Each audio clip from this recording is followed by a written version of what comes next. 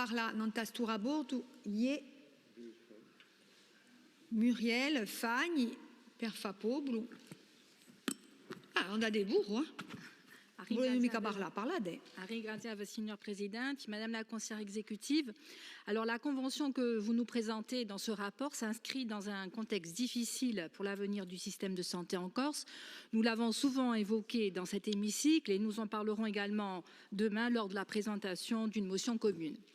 C'est pour cette raison qu'il me semble opportun de rappeler les facteurs défavorisants auxquels nous sommes confrontés, qui sont le vieillissement de la population, la croissance démographique, le vieillissement des professionnels de santé, le pic de saisonnalité, les contraintes géographiques, les plateaux techniques déficients, retards structurels, précarité et pauvreté.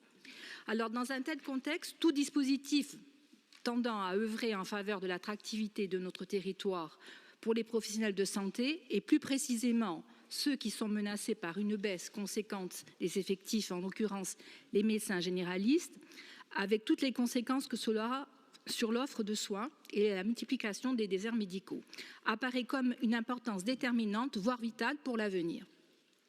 C'est pour cette raison que l'on peut que saluer donc le renouvellement de cette convention et l'implication de la collectivité de Corse au travers de l'aide financière apportée, qui permet en outre de lever un frein évident à la dite attractivité, à savoir l'accès au logement, en amortissant l'essor financier important et dissuasif que ces jeunes praticiens peuvent parfois générer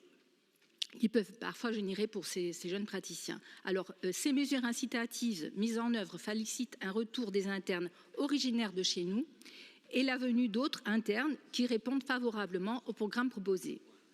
Donc, on ne peut que s'en féliciter. Même, comme vous l'avez dit, il ne s'agit pas d'une solution miracle, mais quand même une pierre importante à cet édifice qu'on doit construire pour prévenir cet avenir difficile. D'ailleurs, le nombre de consultations réalisées par ces internes est significatif. Vous avez donné des chiffres et ces chiffres plaident en faveur de l'utilité, s'il fallait en douter, de ce dispositif. Enfin, il faut savoir que lorsque un interne passe 6 mois dans un cabinet ou en maison de santé, statistiquement, il s'installe préférentiellement dans ces structures.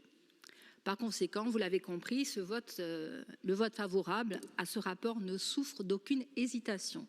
A ringraziarvi.